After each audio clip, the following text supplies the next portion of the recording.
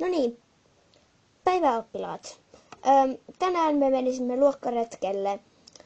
Tuohon lähimetsään vaan telttaretkelle.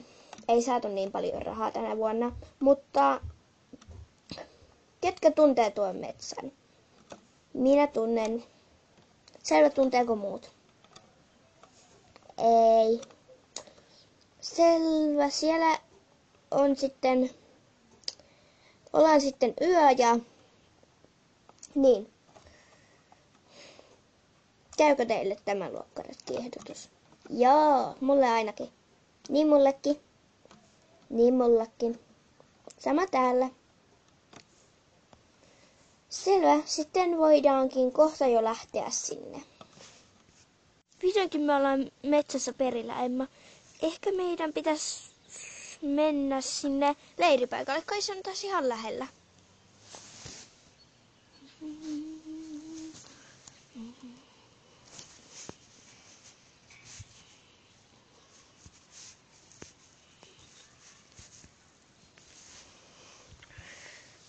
Tai sitten ei.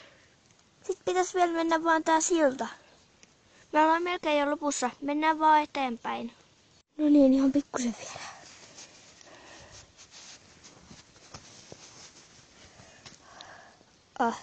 Stefani, sä oot vihdoin siinä. Noniin, sitten vaan syömään eväitä. No niin, tytöt, mennään se nukkumaan, on jo myöhä. Muhahaha, minä olen paha. Tosi kovat jo, aika mennä.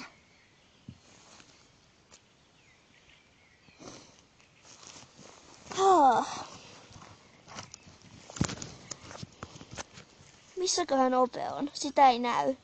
No, kai se meni messaan. Hei, Emma, Stefani, Viivia, herätkää. On aamu. Mennään joelle pesemään kasvomme.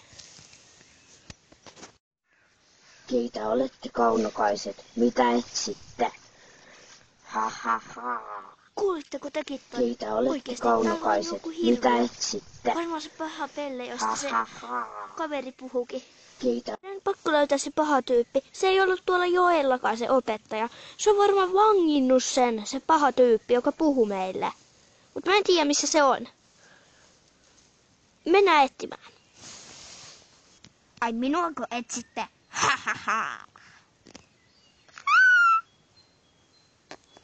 Tekin olette nyt minun vankejani.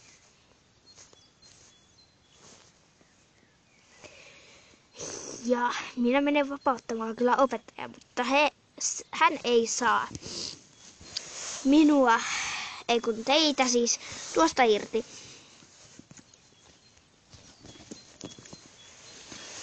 Hei, se paha tyyppi jäi siihen tuoliin jumiin. Mä yritän keinoilla millä hyvänsä auttaa teitä sieltä. Te ette ollut edes jumissa. Näytätte kyllä kuolleilta.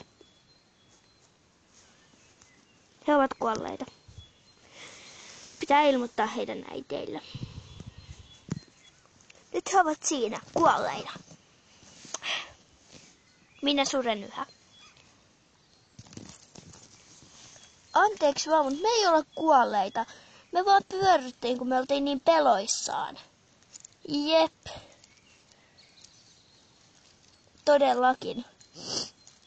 Mut kai tää reissu nyt lopetetaan tähän. Tässä oli tarpeeksi jo seikkailua. Todellakin.